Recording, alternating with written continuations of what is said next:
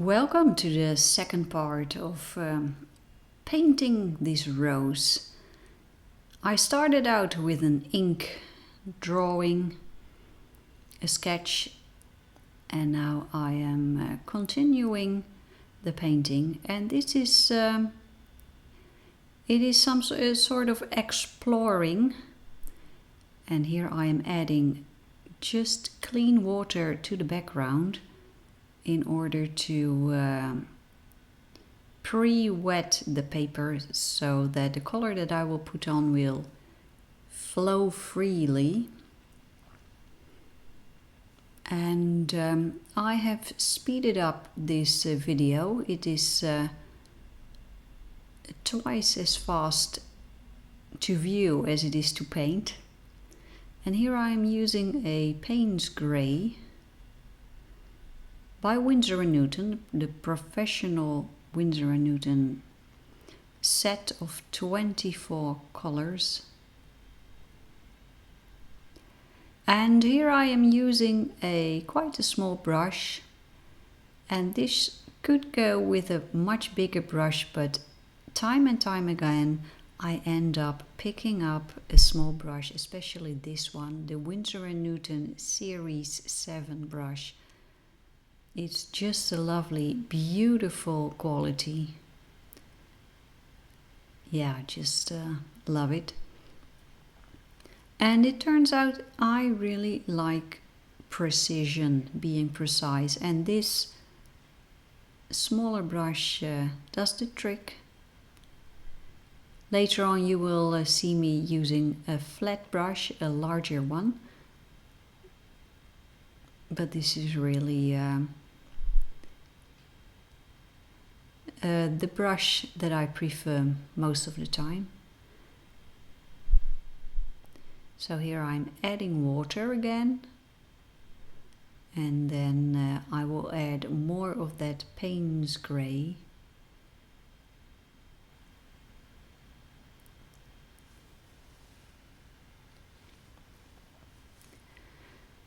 When it comes to painting flowers, I'm really on a learning curve. And I've been watching quite a lot of videos on YouTube to learn a little bit more on how to get things done.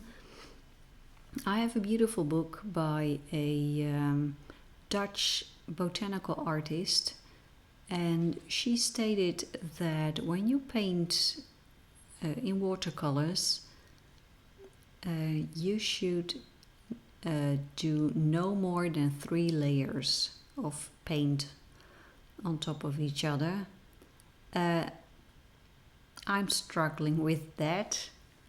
I love layering, I love glazing, so I always end up with many more layers. But I think she has a point here that the fewer layers you use, the more transparency and brightness your painting will have. So I think I will have to experiment and learn with that idea. Here I'm adding a little bit of a brownish tone, just to add a little bit of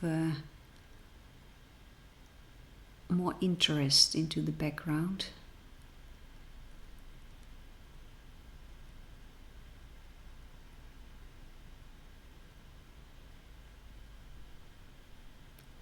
Adding water again.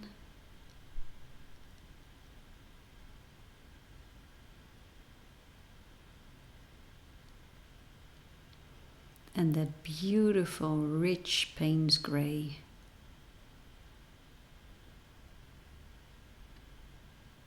I think I've mentioned in the first episode of this series already that these Winsor & Newton's paints, they are really very, very good. Very fine grained, a very delicate paint. But they are strong as well.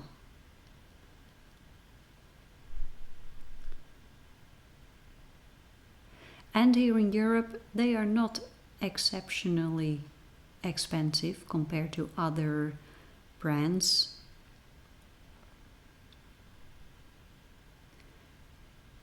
The only professional brands that are less expensive here in the Netherlands, in Europe, are the Sennelier, the French professional paints, but they have a very different.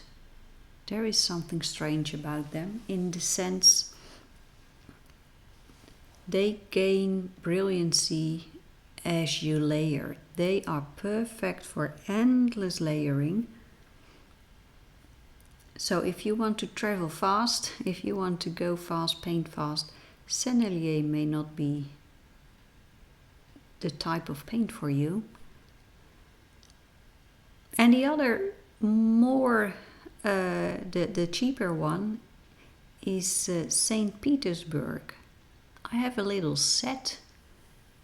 I need to do a little bit more exploration, but it looks like that is a very, very good quality paint as well. But this Winsor & Newton, you know, it's the golden standard, I think. It's a traditional golden standard when it comes to watercolor painting. And it's absolutely, it's just beautiful. And because it is so fine, it has this very fine grain to it. I think it's very suitable for botanicals.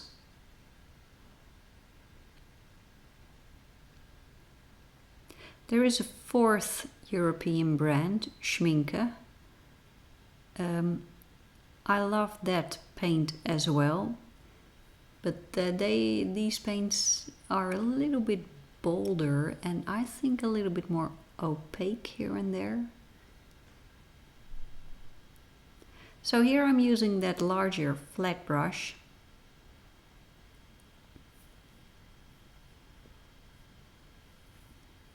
But as you can see, I always come back to the smaller brushes, and that flat brush can easily do the work that this brush is doing right now. But I feel more at ease with a smaller brush. That's just the way it is. Now here I'm going to start glazing the next layer on the rose. This is a bright red, and I think this is Winsor red.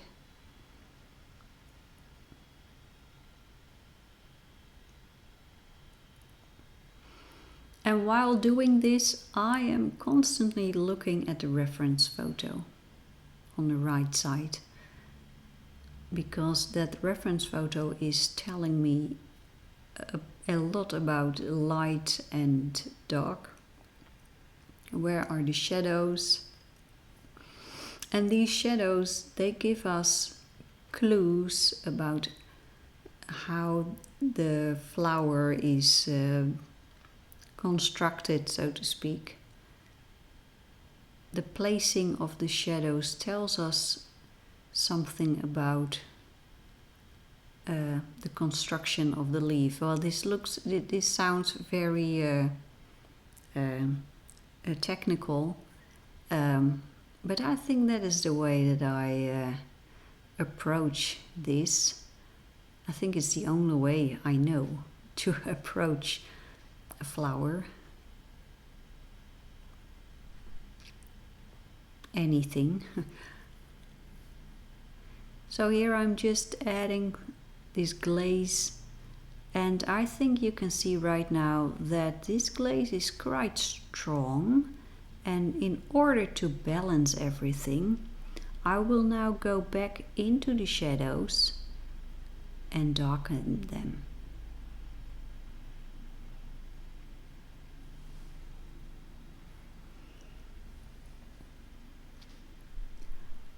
I somewhere read that if you start watercoloring and you want to do botanicals, that you should start with a rose, because a rose is one of the most easy flowers to paint in watercolors, well, either I find it very difficult or that statement isn't true. Both could be right. Well, for sure I find it difficult, that one is right. So I'm just constantly looking closely at the reference photo.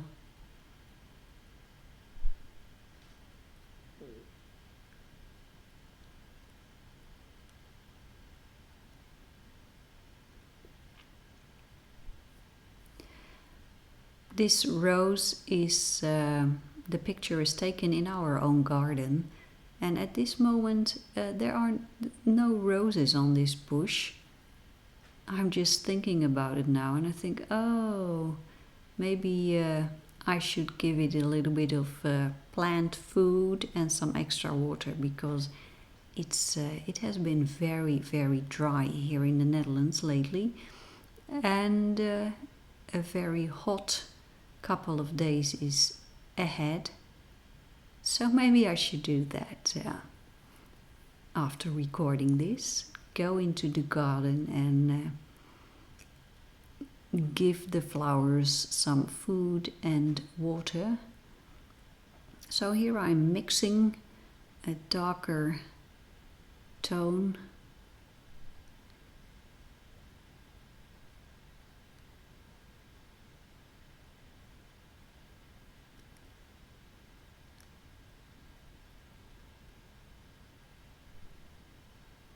And in this stage, it is just trial and error for me. Just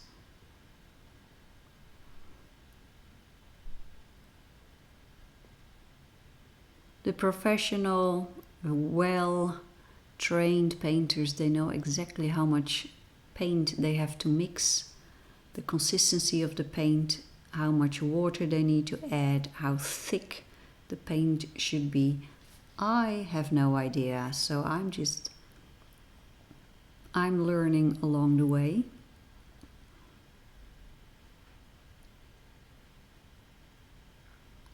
Look, and I think you can see here right now that adding the darker areas is crucial for this rose to come alive.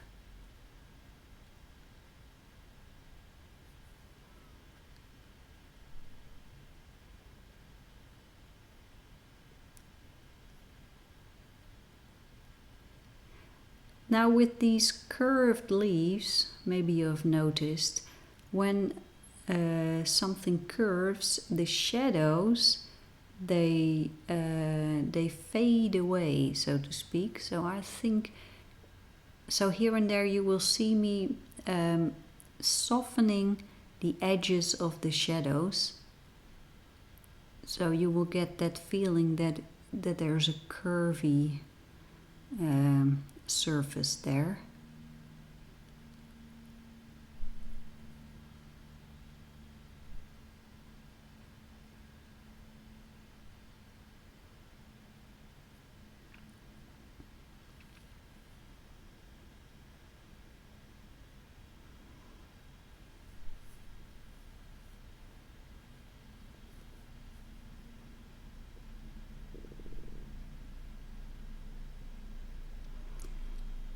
And this color is sap green, straight out of the pan. I have a tendency to not mix, just pick it up straight out of the pan.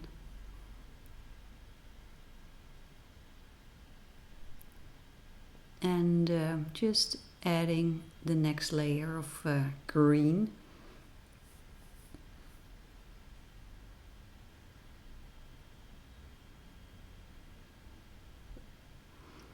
And this is a little bit more like a dry brush technique to, well, it's not really that, but I'm not going to smooth things out. I just leave the harsh lines there.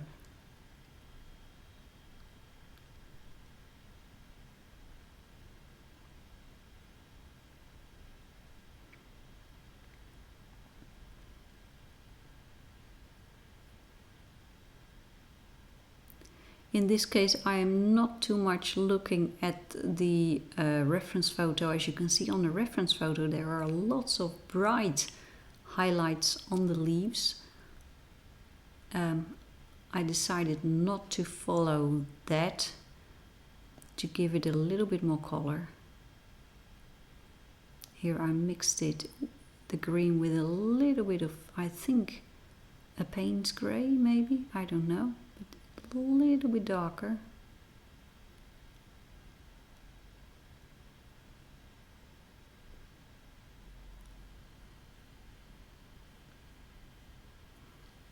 I really like the way these leaves turn out.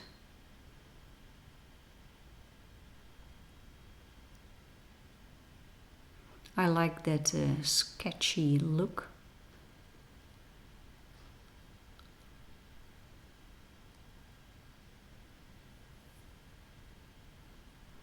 And here is the large brush again, and I'm just picking up the color right from the pan. Here I'm mixing a little bit.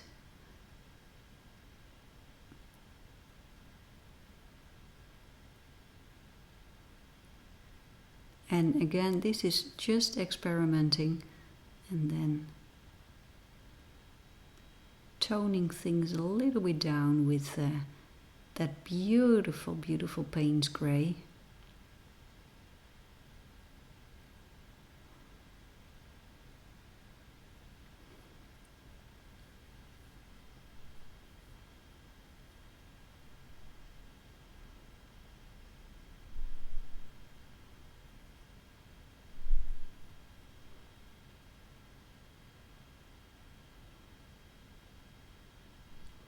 A little bit more of toning down.